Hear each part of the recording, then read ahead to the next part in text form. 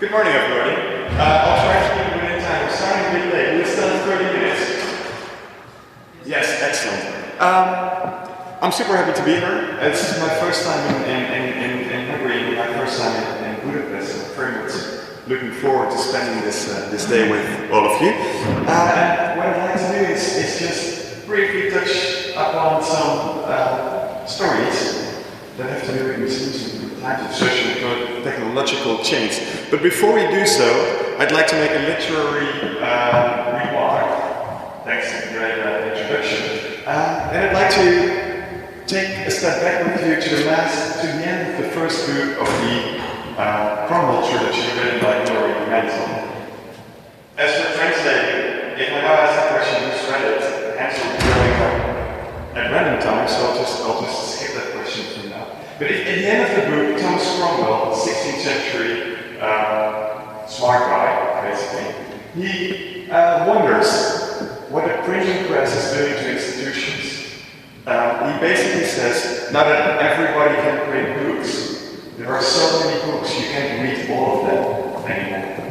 And this is going to drastically change the world we live in, he says, at least in the words of Hilary Mantel. And he's kind of worried about that. What does it do to religion if everybody starts printing books? This technology is really destroying the world we live in. Fast forward to another fictional family 400 years later. Downton Abbey fans. Who's a Downton Abbey fan?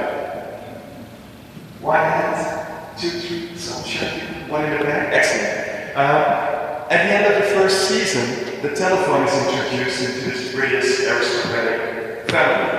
Again, and you can see Maggie Smith here using it for the first time. A revolution. Telephone. Why would you want to talk with people who live in another village? We can't just talk with each other this way, right? Why do we need the telephone? This is going to dramatically change the British aristocracy and other institutions. The world is never going to be the same.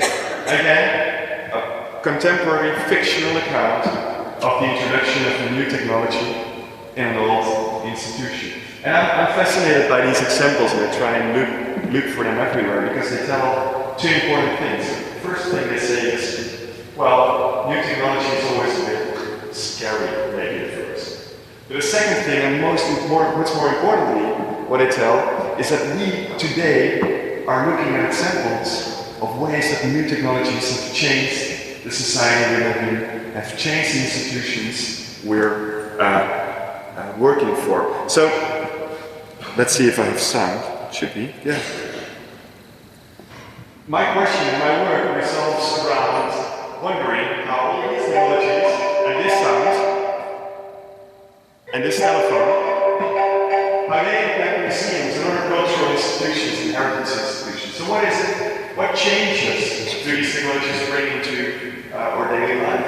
And how do we respond to that as organizations? What do we do to make them work for us? Much like Thomas Cromwell started the Reformation, or at least spread its ideas around, and much like the British aristocracy isn't really as successful anymore as they were in the eve of the First World War. So my work basically revolves around this long list of things. On the one hand, changes in technology. All the stuff you've been hearing about yesterday, and everything that's happening in the world around us today. You can hardly open a newspaper without seeing new things added to the list. On the other hand, these changes never come along. They transform the way our society works. They transform the way we think, the way we do, the way we act. And both of them, like we as museums, we're kind of always in the middle. On the one hand, technology, and the other hand, society. And if we don't have a building as big as this one, we'd be run over a long time ago. So my work is to try and find solutions to these challenges. And to make it super practical, and because I have 30 minutes, which is more than enough, I'd like to just briefly ask you a short question. Think for 30 seconds about the Second War. Talk with your neighbor. What is the number one challenge, social or technological, affecting your organization, so your museum, your challenge in your face. 30 seconds. I'm counting, and then we're going to say in Hungarian or English or French or any language you like all at once, right? So 30 seconds, start with your neighbor. And 10 seconds for translation. Talk with your neighbor.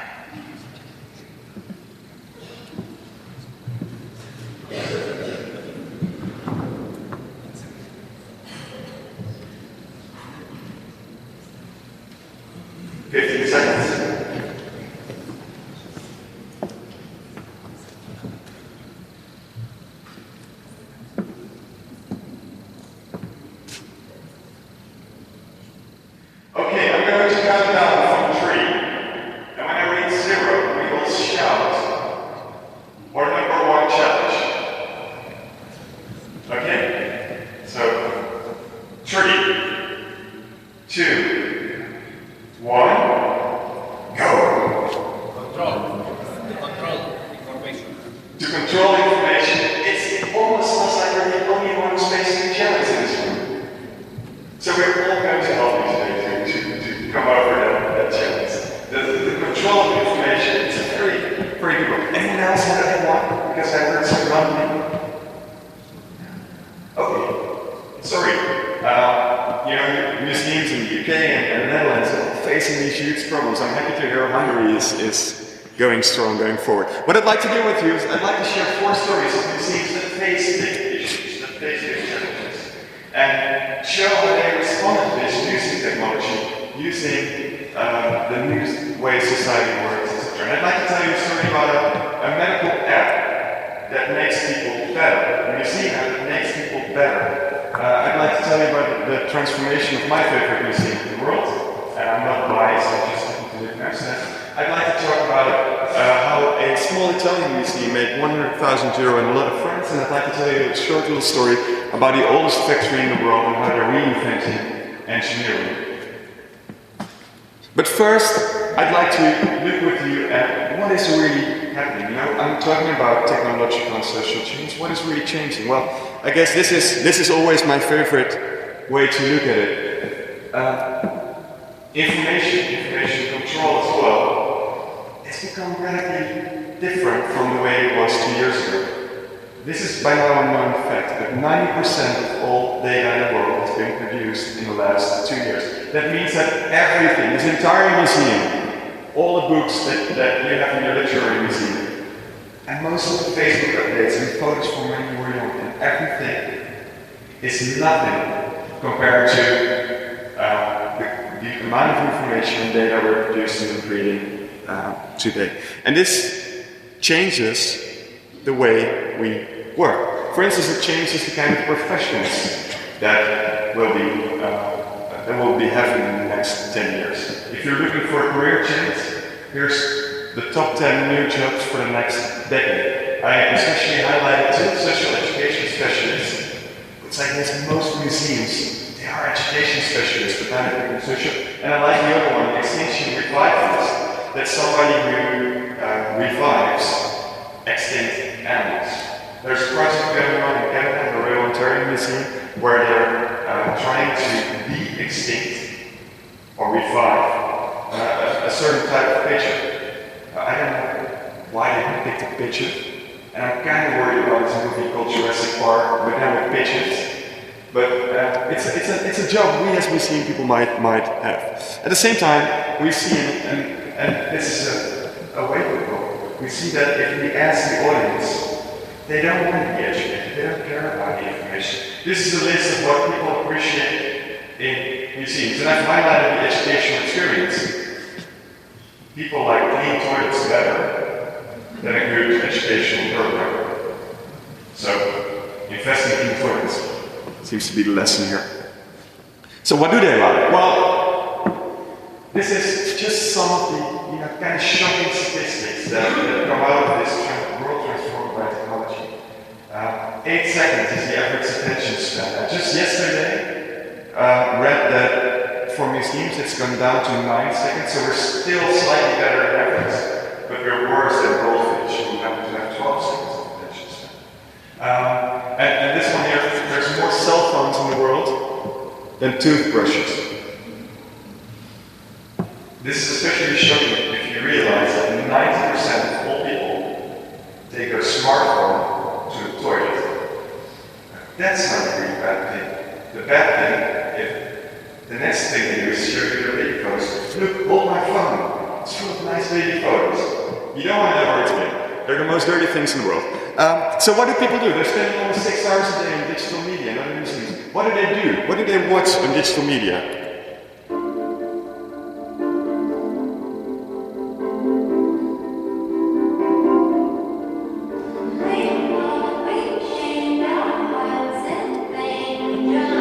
Did this come to Hungary as well?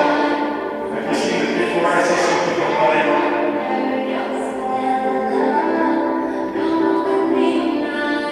I'll keep it till the chorus, so you have it in your head already.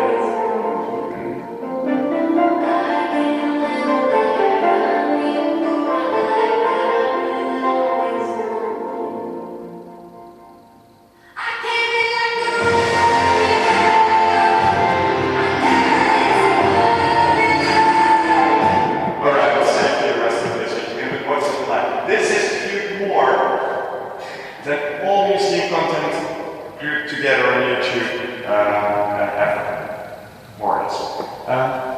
This is what people do. This is what is happening with society. And I love this. I think this is, if there were ever a museum that created something like this, I'd become a fan for life. What is happening is this guy, very well, an excellent TED video I recommend you watch as soon as you come home. Kevin Alaka, who's a YouTube trend watcher, somebody who watches YouTube for a living, as he says himself. And what he says is, if you look at today, the culture we're living in is a culture made up by tastemakers, creative participating communities in complete unexpectedness. 3 core ingredients of what has changed in culture and in society because of YouTube, because of the digital revolution. And I just happen to think that we, as cultural institutions, are super good at these 3 things. Complete unexpectedness. We are the guardians of the stuff that is new, unexpected, special, that's valuable to society. We're tastemakers. Because people come to us to learn things, to find out new things, to discover new things. The only thing we're not as good at is creative, participating communities. Getting groups of people to work with us rather than we work for them. All this has a tremendous impact on the way museums work. This is a research done by the Museum Office, the Institute of Museum and Library Studies in the United States. And you can see how all these changes transform our institutions from traditional to the new ones. And I guess the most important thing to notice is this is a transformation from becoming an isolated institution to an institution at the heart of society that works with its audience and is driven by its audience, focused on its audience. So, maybe it's not easy being a museum in the 21st century with all these changes. I have never seen a museum create a video like the one I just showed you. Maybe it's not easy. Well, I think not. The Chelsea and Westminster Hospital happens to be a museum. This is a hospital where there are so much art on the walls that they've got official museum status. And they were challenged by the NHS, the British Healthcare Service, to come up with a solution to use this art to make people better. As you may know, the NHS has to make a severe budget cuts. They have to put £2 billion from their annual budget. £2 billion, that's a lot of money. How can art help? Well, what they did is they created an app that allows you, that invites all patients and other people in the hospital to look at the art on this app. They compose music to go with the art, and they handed out audio guides, like we all have, the audio guide. People borrow these guides, patients borrow these guides, and we go through the hospital, looking at the art, listening to these compositions. It's a super simple concept, we can all do it. What happened is 100% of the patients, well, you can read it for yourself, who did so were relaxed by device. 100% had their boredom alleviated, and 100% of the patients who used this system experienced a psychological lift. They felt happier because of the art, because of the music. On an average, this app managed to reduce the time people spent in the hospital by 1 day. Now 1 day doesn't sound like a whole lot, today is 1 day, but if you have to stay in hospital and it stays 1 day shorter, that's a significant impact. And in fact, if you calculate it over all the hospitals in the United Kingdom, that saves the NHS, the health service, £1 billion. We can do this with our audio guides. We can actually make people better. We have to focus and realize that these technologies, they're about people. They're about making new connections possible with people. They're not about the art. They're not about the audio guide talking about the art. They're about the audio guide making people better. Which brings me to my second case, and my favorite museum in the world. Who has been to the Rijksmuseum in Amsterdam? Alright, everybody else go to your boss, ask for money, and go to the Rijksmuseum. I get a 10% of your ticket every time I say that. The Rijksmuseum in Amsterdam, as you may have known, has been closed for a long while and reopened slightly over a year ago. What they did is, first of all, they created a wonderful experience in the building, but a very technology-low experience. It's the art, it's you and the art.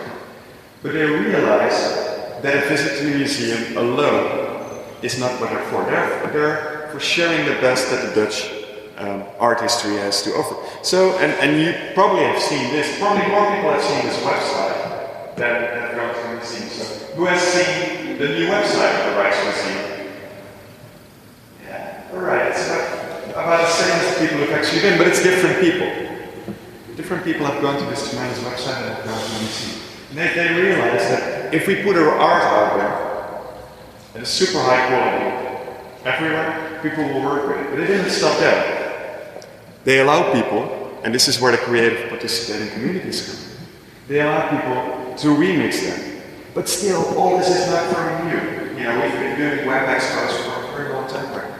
What they did, and what is quite amazing, is rather than stopping there, they said, what are people doing online with creativity? And they started to cooperate with this platform called Etsy, which is a marketplace for crafts. So if you're accidentally very good at knitting, or at painting stones, or creating shoes, you go to Etsy and you sell your services to people around the world. They've worked with Etsy, and they've said, why don't all these creative people around the world use our collection for their creativity?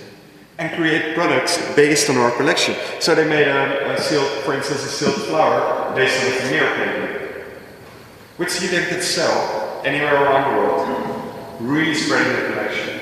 Not by the museum talking down at people and saying, here's the collection, work with it, but by looking at what people are already doing, by looking at the creative participating communities that are there out on the web, and using their energy to spread the collection. I call this a social institution, and it's quite often my work to help institutions from traditional to social. And a social institution is a place where audience and employees systematically work together to co-create value. That means it's not the employees working for the audience, or the audience for the employees, but both of them together working at creating value. And this value can be educational value, it can be cultural value, it can be social value, it can be even money. Which brings me to my next case, which is the Palazzo Madama in Italy. I realize that some of you may have been here actually, because it's really close by. I see some people nodding. Great. I've never been, which is a pity, because I think it's a wonderful institution. The Palazzo Madama is a small city palace in the city of Turin, Italy. And about a year and a half ago, they were faced with this unique opportunity to buy this object for the museum. It was going to auction in London. It's a Visio da Xebio, I hope I pronounced it correctly. It was going to auction in London for about 80,000 euros. And they had about 2 months to buy it. So this is not a museum that has 80,000 euros just lying around. For them, this was a lot of money. What this museum does have, however, is a very good connection with the local town, with the people of Turin. They have a very strong relationship with some individuals in the city. So what they decided to do is they decided, like many museums have tried to do, they decided to enlist these people, their friends, in the process of buying this Visio. And they started a crowdfunding campaign. Crowdfunding is a word that's been around for a couple of years now, and it basically is nothing more than you invite all your friends to chip in some money while you're going to buy something. So they decided all their friends to, they asked all their friends to participate, and you can already see from this screenshot what happened. But what happened is quite amazing. They managed, by doing so, by connecting with the existing community, they managed to raise over 100,000 euros and buy the objects. More surprisingly, they managed to do this with 1,500 people. 1,500 friends. Not Facebook friends, the ones you have talked to, but friends willing to pay to help this museum out. And that's quite amazing, because what happens if you have 1,500 friends, this happens. They all cooperate, they all want to see it, they all have an opinion, and they all share, and they all participate, and they all work with you to fulfill the mission of your institution. I don't know a lot of museums that really have 1,500 friends, real friends, friends willing to pay a lot of money for them to stay open. And this is only a small museum. They raised 100,000 euros, but it's very important to realize, and if you talk with people from Palazzo Maggi, you'll hear it as well, that this wasn't about money. Again, this was about working with the people in Turin to obtain something with significant value, cultural value, social value for the city. So the value we're talking about can be way more than just money. Which brings me to my last and probably favorite museum case. The story of the Derby Silk Mill. Now you may know that the Derby Silk Mill is the oldest subsisting factory in the world. It's an 18th century silk mill, obviously a place where they made silk in the city of Derby, that over the centuries, of course, stopped being a mill, and about 40 years ago was transformed into a museum of industrial heritage. So a museum that told the story of the first factory, the oldest existing factory in the world. It's not the first factory, I always mix it up. Here you see an old image of it. Unfortunately, the museum wasn't going well. 40 years ago they built it, and it still more or less looked the same. So people were staying away. A couple of years ago it even had to close its doors after it lost most of its funding. It all felt like the museum was over, was gone, it would never be there again. But that wasn't the end of the story. They decided that this museum had value in the 21st century in Derby, that it was meaningful to the local community. They just didn't know how. So what they did is they started inviting the people of Derby in. And they started asking them very simple questions. What are we? Why do we exist? What is the value of the Derby Silk Mill in Derby? Derby is still a big industrial city. I think Boeing is there and some other big companies. So there's a lot of engineers, there's a lot of people who build wonderful stuff. And people came in and they said, yeah, we need a place where we can work. Managers from the factories that came in and said, I want to be an engineer again, I want a place where I can work with my hands. Young people came in and they said, we believe Derby can be a design city. And all the people came in and they said, we want to know where all this started. So they invited people in, to share their thoughts about what a museum could be. And they went even further. They co-designed a new museum. So they got all the old stuff out. They emptied the space, they literally emptied all the galleries. They invited everybody in and they discussed everything. What is this room for? And people said, well, we believe this is a place where we should hold concerts, where there should be music. They said, fine, organize a concert. Bring in your friends, because we don't know how we can organize a concert, you see. Bring in your friends and do it. If other people said, this should be a makerspace, or we build something with our hands, they said, fine. Build a makerspace. We as a museum don't know what it is, or how it works. You do, you seem to be. So come here and create it. And what happened, and this is just some of the, I love this image. This is the museum, the ground floor, the map, and you can see how they invited people to share their thoughts about what could happen anywhere and how many thoughts there were. And they went really far. They organized a design competition, they had a musical concert, they had lots of people come by and redesign this museum from the ground up. Even going as far as having the people themselves build the museum. So this is the display cases. You can see they're not the typical display cases because they were built by the audience participating in the museum using 3D printers. This is a museum that decided to do it the entire way around. Invite a creative participating community around their unexpected content, industrial heritage of the city of Durban. Invite them in and become a taster together with them that creates value continuously together with their audience.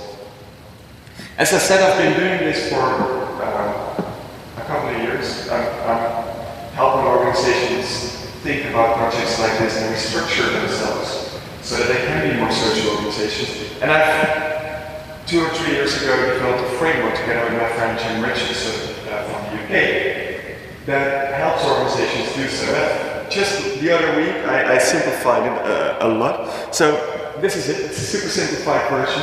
And basically it summarizes this talk. So if you take one thing away, take a picture and we're done. But if you'd like to know more about how you can do this yourself, how you as a museum or heritage site or cultural institution, how you can work with your audience to create value rather than for your audience, we've created this little book. It's called Digital Engagement in Heritage, Culture and the Arts. You can download it for free from this website, and it contains many of these cases and much more, plus the framework that helps you go through it step by step. I've been, as I said, I've been working with loads of organizations, and people sometimes ask me, what do you need for a museum to be successful in the 21st century? Do we need a lot of money? Do we need better objects? Do we need to reach young people? I believe all these, they're important, but they're not the first step. The first step, what we need to do is invite people in and try and become more social institutions. As employees, work with our audiences and create value together with them. And if we do so, if we look at the institutions that have done so in the recent past, we can be super successful. And I believe that's just under 30 minutes. Thank you very much.